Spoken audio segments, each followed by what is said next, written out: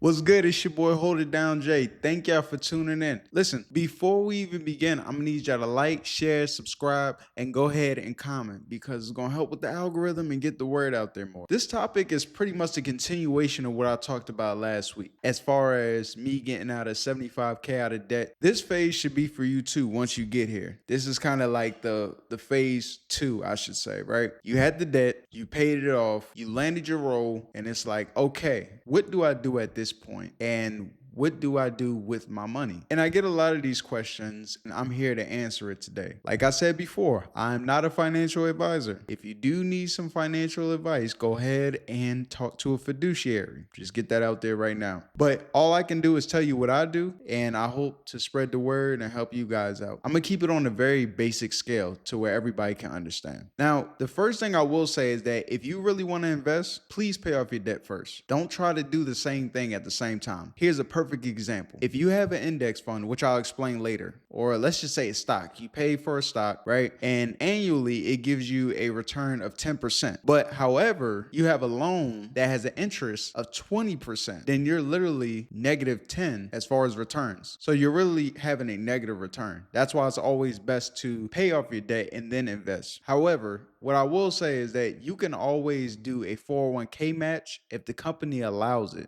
because you don't want to, even though you are paying debt, you don't want to leave any free money on the table. Usually it's something small like 3% or something like that. If you want to do that, I don't recommend investing while paying off debt, at least aggressively, right? Let me get into the different categories what I've used my cybersecurity paycheck to actually help myself invest. Before you even touch any type of stock account, you need to have an emergency savings. I'm talking 3 to 6 months worth of emergency savings. And the reason being is because you never know. Car could break down. If you own a house, you know what I mean? Ceiling leaking, you need to pay for that. There's so many things that can happen. Hell, if you got a dog or a pet and you need to pay for that. So always have an emergency savings, 3 to 6 months. And you can set an allocated amount, 10%, whatever. I'm not going to tell you a percentage you need to save because everybody's situation is different. Your 10% might be different from my 10% of my paycheck. What I will say is literally write down exactly your bills and how much money that you have left over. Once you come up with that, then you can, okay, I can give myself enough of this to put on the side. So I would definitely say that. The second thing I would definitely say too is before you even invest as well, you rewarded yourself in paying off debt. Give yourself a little money to spend. In our household, we call it play money. I give myself a little bit of money to buy things that I want. I use some of my play money. I use some play money to buy this microphone because sometimes we get so aggressive and be like, oh, I want to invest. I want to make $1 million.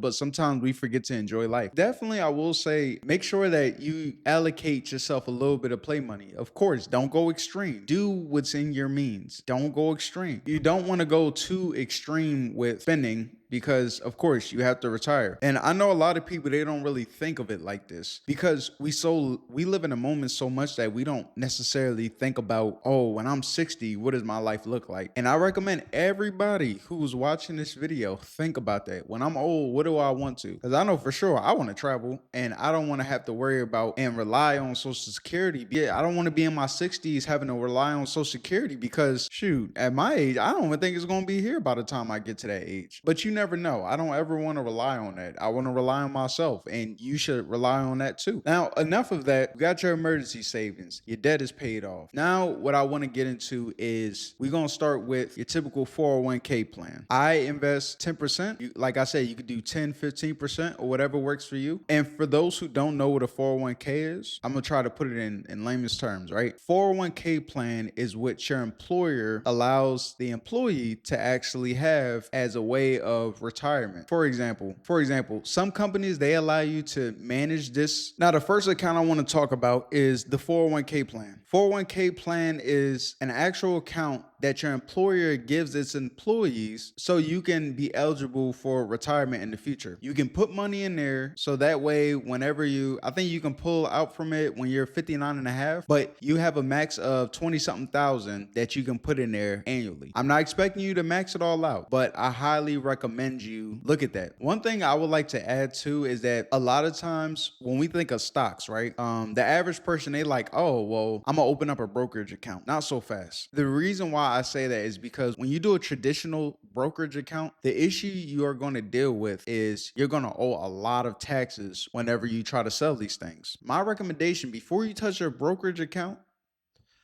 all these tax advantage accounts that I'm about to list out, use those first. Max out all those first, and then go to your brokerage account at the last minute. That way you take advantage of the tax benefits from these accounts. Now, let's go back to the 401k, right? I put about 10%. Some people put 15, some people put 20. Whatever you feel comfortable, but some investment is better than no investment at all. Some companies allow you to invest what you want, and some companies don't. What I will say is that with this 401k, you have two options. You have the traditional and you have a Roth IRA. Me personally, I always recommend to my people, go ahead and do a Roth 401k. Reason being is because it's pre-taxed, meaning that whenever you contribute your income to that 401k, it's already taxed. You ain't got to worry about it whenever you in your 60s. The problem is that if you have a traditional 401k and literally the rate could be 5%, I'm just throwing a random number. It could be 5%, but by the time you're in your 60s, the rate can literally be 10% because you decided to pay taxes at a later point in time. The only time where a traditional 401k plays its part is if you are like this high earner. That is the only way, because when you get older and you're making more income, if you're a high earner currently, right? Like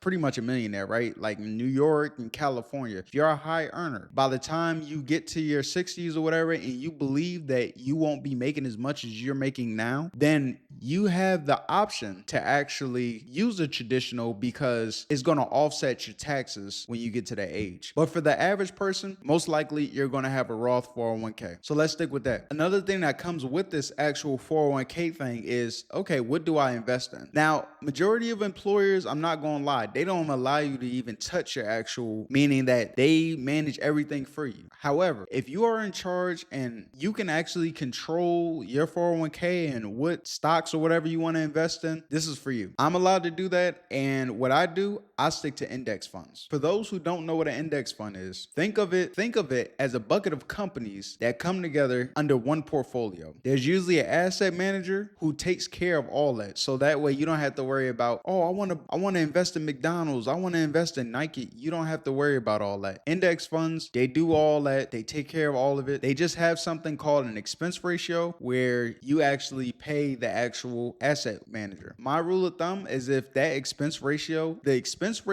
is under 0.5%, then it's good. I try to stick with that because some index funds charge over that, and sometimes they charge whole percents. It sounds a little bit now, but when you a millionaire, you don't want somebody getting 2% off that, because that's a lot of money at that point, right? So always keep your expense ratios low, and also stick to index funds if possible. I don't do single stocks. That's not my thing. I'm terrified. I don't want to wake up like, oh my God, Apple's down 50%. I don't want to deal with that. I like the fact that no matter what, if one goes down, I got 499 other companies that's going to keep my portfolio up. And what I mean by that is that I invest in a simple index fund called the S&P 500. Simple terms, America's 500 largest companies that's performing the best inside America. That's it. I just pay the expense ratio within this index fund to pretty much so they can manage it for me. That's it. Just do an index fund. I'm not talking about don't do no bonds, none of that. You ain't got to worry about all that. Especially just stick to index funds. And they have different ones based off technology and etc. But if you just want overall, they have some with international, and listen, just stick to the S&P 500. You'll be all right. If you want to do other research on other index funds, that's cool. But I just wanted to give you a basic one so that way you don't feel overwhelmed. Okay. The next one I want to talk about is your IRA, which is individual retirement account. Same with 401k, you have a traditional IRA and you have a Roth IRA. Same rules apply as far as pre-tax and one is post-tax. So I'm not going to get into all that. But as for IRA, it stands for individual retirement account. And you are entitled to put $7,500 annually inside your actual IRA account. How this works is that you can literally use any brokerage company like Fidelity, TIA, any company you want, right? You pretty much pick whatever stocks you want. You can pick your index fund like I told you before. And even if you feel like an index fund is still too too much or whatever to invest in, I'm not a big fan of them, but you can do life cycle funds. And, as long as you're investing, that's the main goal of what I'm recommending. Just putting something towards retirement is better than nothing. Okay, you got your emergency funds, you got your Roth 401k, and you got your Roth IRA, right? So these are 3 incomes already that will help you when you retire. Now, there's 2 other ones I want to talk about. While you are employed and based off of your medical plan with your insurance at your job, they have something called the HSA, which is health savings account. A lot of companies, they match or they contribute towards your HSA, and some of them don't, which is fine. But what I will say is that is another tax advantage account you can take advantage of. The reason why I say that is because when you get older, you have to also think about, you got to pay for healthcare too. You got to pay for surgeries and stuff. So you always want to have money on the side for that. While some people may use HSA right now to pretty much pay for whatever services they got right now, what if I told you that you can actually invest inside index funds inside of your HSA as well? That is another tax advantage account. So I would definitely recommend go ahead and invest in an HSA account if your provider allows you to do so. And my last account that I recommend is a retirement health savings plan. Now, the retirement health savings plan is more so of, you don't really dip into that now to pay for medical expenses. That is really for when you retire. And I would definitely check with your employer to see if they do some type of contribution towards it, because that can definitely help you out as well.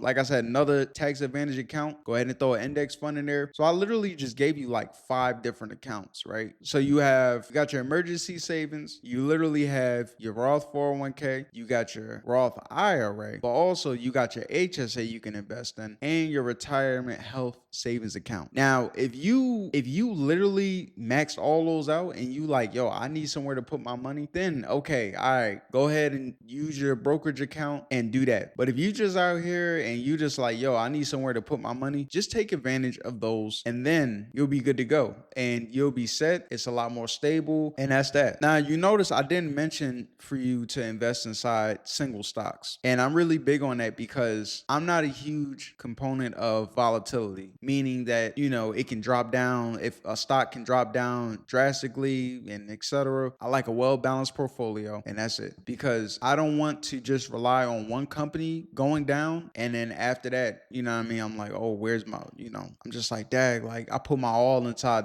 Nike and then it's all the way down. You don't want to be those people unless you want to take the risk. All right, cool, whatever. But I'm just telling you based off something to where it's safe and it's a slow increase. Okay, now let me just get into the simple don'ts of what you don't want to do within these accounts. Whatever you do, this is what your emergency savings is for. Unless you just really down bad and you just need it so bad, please do not withdraw for your 401k, because if you do, you will literally get a penalty. They will tax the hell out of your account.